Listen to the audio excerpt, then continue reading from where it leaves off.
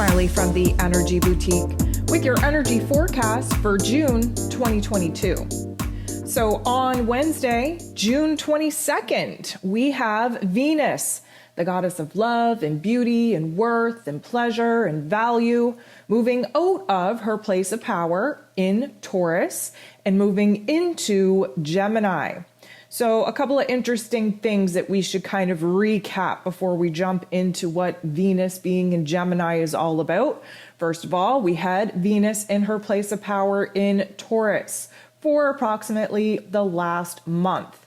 Now, she's in her place of power, she's wearing her crown, she's taken the throne, and we really had to work very hard to concentrate on our physical realms, on the physical circumstances in our realms. Many of us not happy with what's currently going on in our physical realities, but Venus, being in Taurus, wanted us to embody the small little pleasures in life. We really do have to work on being kind of appreciative for the things in our lives that are really good, that do bring us happiness, do bring us joy, do bring us pleasure. We have to focus on being kind of grateful for these elements, regardless of what's going on in our physical circumstances. We do really have to learn how to embody the stability in our emotional field. We have to work on our worth, our value within ourselves, seeing what is valuable in our physical circumstances, what does bring us happiness, pleasure, and joy. And of course, Venus had a lot of opportunity to take a good look around at her current circumstances and figure out what it is that she's no longer aligned with. From figuring that out, we've been able to kind of create a framework on what it is that we now want to build and create in our lives. She was very focused on love, of course, in eclipse season. Many relationships took a very, very hard hit. She was focused on resources, on her own self-sufficiency, on, creating a solid ground for her emotional self to feel safe and secure in, regardless of the storm that is going on in our exterior realms. So she was in her place of power. Of course, Mercury was retrograde for most of it. Mercury came out of his retrograde. We're very strong in our mental plane now. We spent the majority of Gemini season racking our brains between the choices that we have, the decisions that we had to make, the path that we want to choose, the direction that we want to take. It was a lot. And now we've just moved into Cancer season, still very much in the solstice portal. And now Venus is moving into Gemini. So what does this mean for us? Well, first of all, the Gemini energy is an air energy. It's a mutable energy, meaning we're very easily and willing, what I will say, willing to change our minds, to change our path, to change our direction based off of new revelations, new information, new details, new opportunities coming in. Venus, while in Gemini energy, is very attracted to mentally stimulating situations and people. Now, if you've been listening to the daily energy forecast, if you listened to the ascension forecast, if you listened to the solstice astro forecast, you would know that we are moving into a time of high experimentation from now until August. This is Venus in Gemini in a nutshell. We have an open mind. We're curious. We want to have a little bit of every single piece of pie. Okay. There's many pies going on. We kind of like them all. We're going to take a little bit of a taste of every single pie that we're offered. We are more outspoken, right? Gemini energy ruling over information, communication, and how it is that we express ourselves.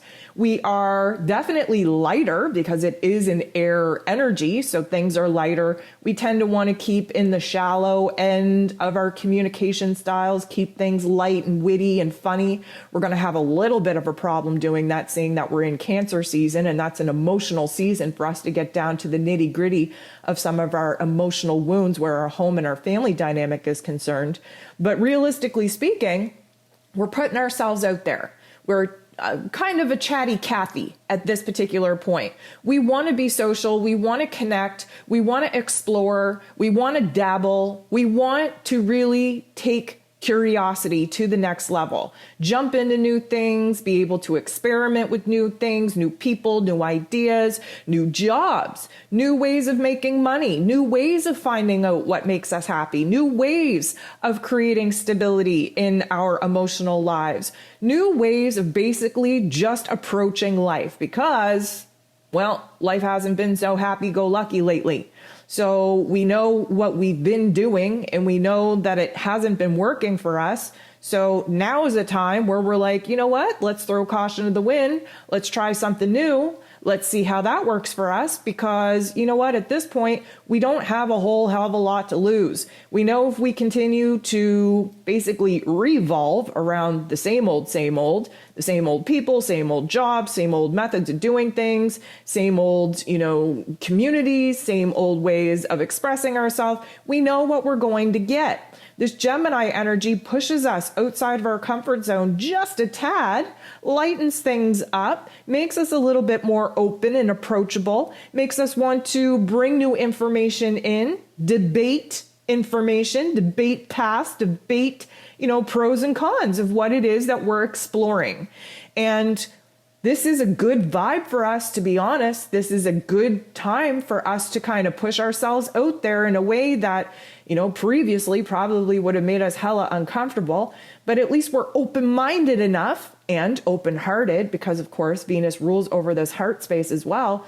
We're open-minded and open-hearted enough to at least go into this unfamiliar territory, push the boundaries of our comfort zone, and just see what happens. This is going to be a higher vibe. We do want to kind of recognize that in Cancer season, being a water season, it is very weighted in emotion. There is a lot kind of stirring under the emotional surfaces of our home and our family dynamic and what makes us feel safe and what makes us feel secure. But this air energy of Gemini likes to try and keep us emotionally detached so that we can act as the observer without being like totally entrenched in the experience. So what I will say is that we are going to be attracted to a lot of different qualities and characteristics in people, in opportunities. We need to just kind of remind ourselves that wordplay, right? Chattiness, socialness, intelligent conversation, wordplay, entering into debates are going to be highly attractive to us. We're really wanting to see how other people think. We're really starting to push our own belief systems by bouncing our ideas off of other people just to see the response.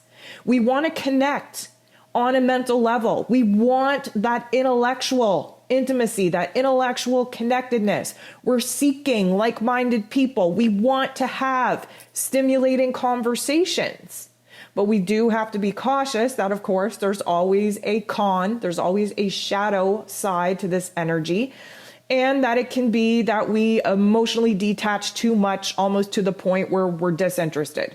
We also want to keep into factor that we may have our fingers in too many pies, and therefore we're bouncing all around, all over the place, and we are going to be just as confused and overwhelmed with all of the options if we don't kind of just recognize that maybe we should pick 2 different pies to experiment with, or 3 different pies just to explore. Because we are open-minded, because we're on the verge of wanting a brand new reality, a brand new change, we can overwhelm ourselves with opening up our mind too big. We can get ourselves into confrontations very easily. We tend to, although we want to socialize and debate and kind of bounce our ideas off of people, we can also be kind of triggering, if you will, to get that explosive type of reaction from other people. We want to just keep in mind that we're a little bit scatterbrained as well, jumping into one thing and the next. This can make it very hard for exploring new relationships because we don't want to connect to anything. We don't really want to commit to anything. We tend to get a little bit bored very easily.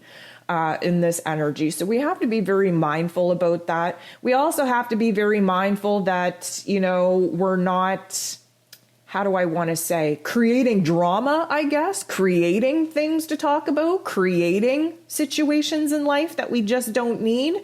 I mean, we're all for creating good opportunities, but the boredom and the disinterest and the want, need, and desire just to create some quote unquote drama could lead us down a very troublesome path.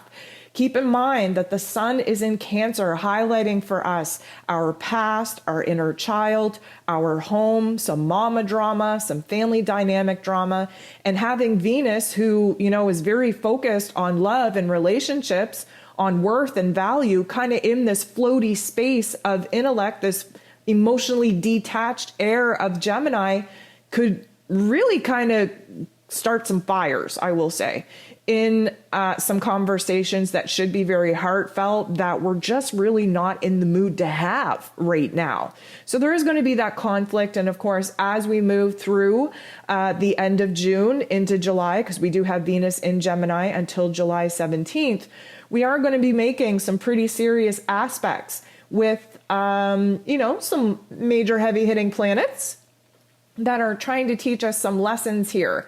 And this distractible energy that this Gemini energy typically gives us may kind of derail us in getting the lesson the first time.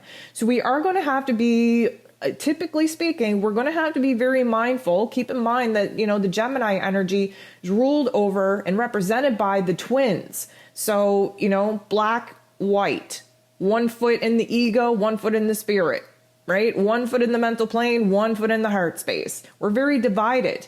And we should have learned from the Gemini season that we just went through that it is about exploring extremes so that we can find a happy middle ground, a compromise in between the dualistic and polarized choices and decisions and opportunities that are going to come up for us. So we just don't want to go off the rails, okay? We just don't want to push the boundaries so far in extremes that we find a hard time coming back.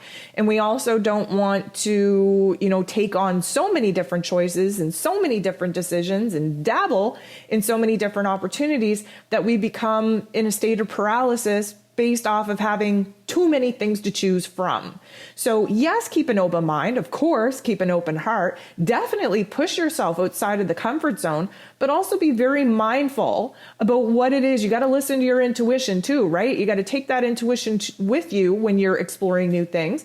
You have to be very mindful. Like, does this feel like something that I could be aligned with long term? Because this Venus energy wants to think about the long-term goal, the long-term vision.